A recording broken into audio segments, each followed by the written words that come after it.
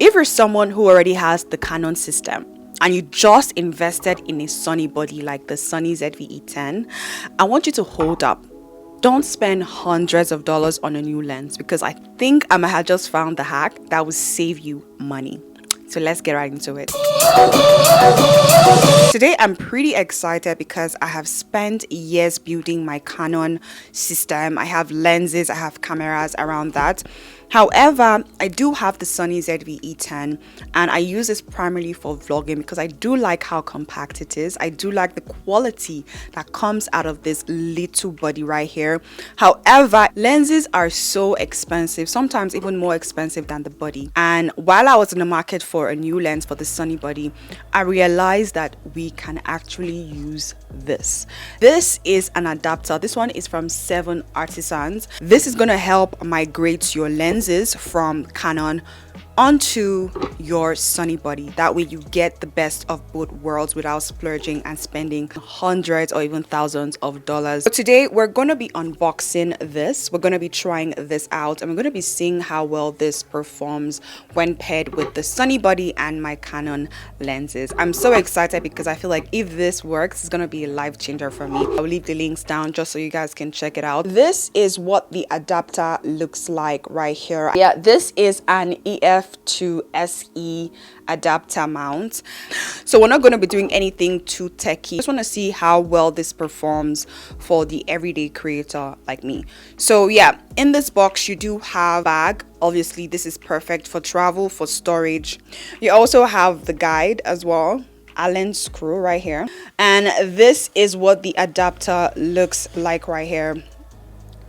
Before I connect the adapter onto my camera, I want to do a quick test. I want to put on my Sony lens onto my Sony camera, so that way I can be able to compare how this performs against how the adapter and the Canon lenses perform.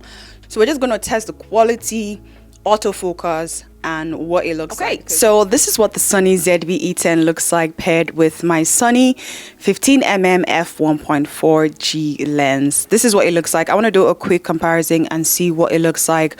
Do an autofocus test, see how well this focuses, and also test out the quality, the visuals, what I'm seeing, and see if there's a clear difference, and yeah, see if it's worth it. But yeah, I'm gonna do a quick autofocus test.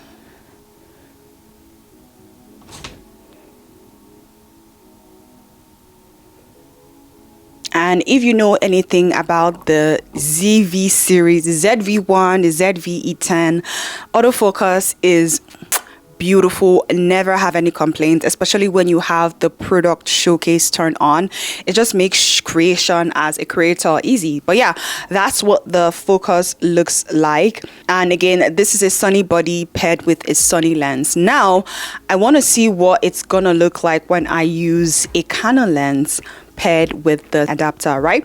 This lens is the Sigma 24 to 70 mm lens. I'm going to be using the 7 Artisans adapter right here, and we're going to pair this up. So usually these have like marks for where to adapt it onto.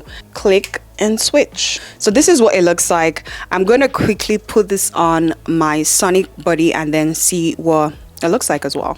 This already makes this camera so heavy. Oh, can you guys hear that? Yeah, I'm hearing like an autofocus. Oh my god, it sounds very chunky, like a mechanical sound. I think it's trying to focus. Yeah, that is something that I'm noticing right off the bat. But do I really mind this? Not really. This will be a problem if you are vlogging, but there's no way in hell you'll be vlogging like this. If you're using an external mic, then you should be good. However, if you're using the onboard mic, you will hear this clicking autofocus, trying to find the face sound, and it's not a pleasant sound. But yeah, we always use microphones on here because we always want the best quality.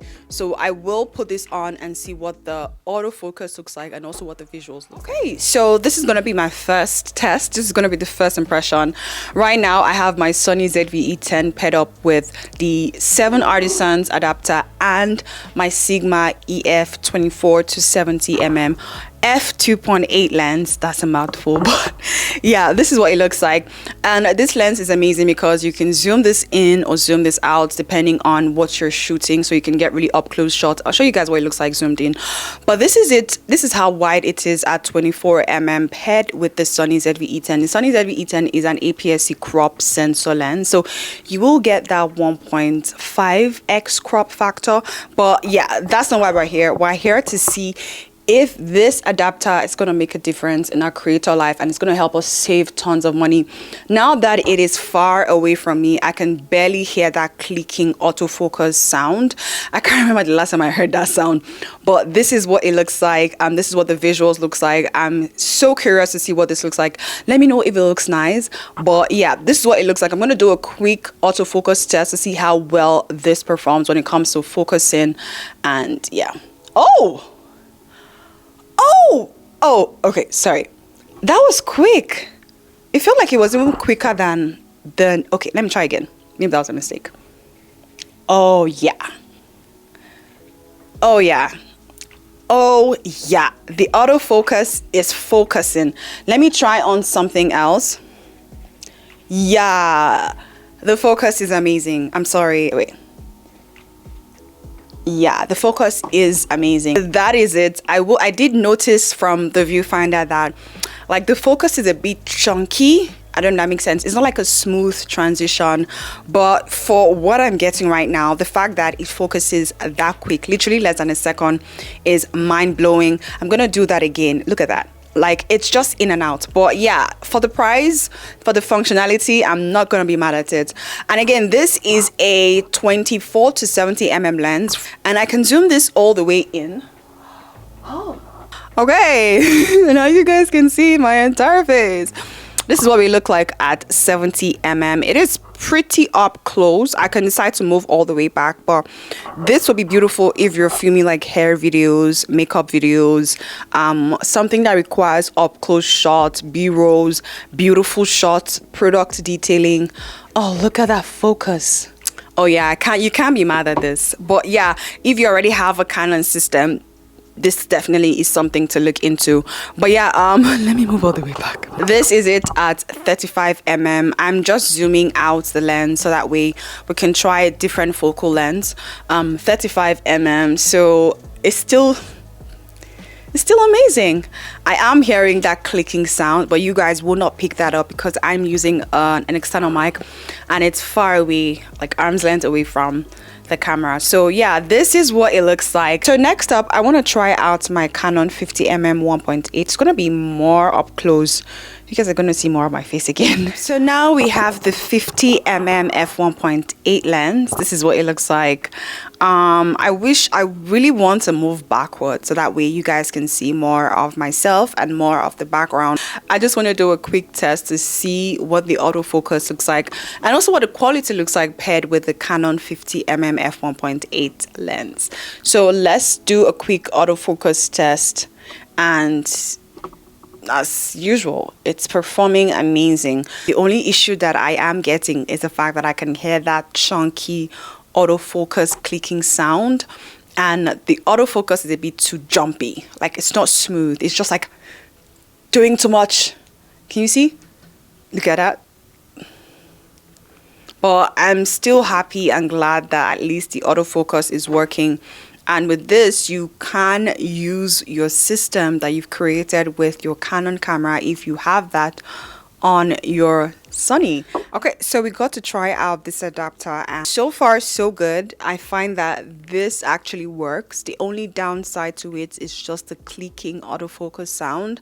But yeah, this, to the best of my testing, actually does work. Autofocus is a bit choppy, but it does work. It does get a job done, and it's quick, it's responsive. So if you have the Sony ZV-E10, any Sony mount, and you're thinking of investing in lenses and you're on a tight budget, you do want to get results without spending too much, definitely look into starting off with this. This will take you and get you far in terms of creating, and then when you feel like you've grown out of this and you want more, then we can and have all the good things in life. But yeah, hope you guys enjoyed this mini video. I wanted to do a quick try on test with you guys and share my opinions, my thoughts, and my experience as well. So yeah, I'm definitely always gonna be a budget friendly girl who wants to create amazing content but doesn't want to splurge thousands of dollars doing that, right? I want to see the best way, the easiest way, the affordable way to do that without breaking the bank. And I feel like, and I know that there are a lot of girls, guys like me who want the same result. So yeah, on this channel I share with you guys lots of tips, hacks, resources to help you create amazing content, whether you're on a budget, you're not on a budget. If you want the best result, definitely feel free to subscribe. It is free, it is fun, and I cannot wait to see you guys in the next one. Till then, make sure you stay blessed and you stay creating. Mwah! Love you guys. Bye.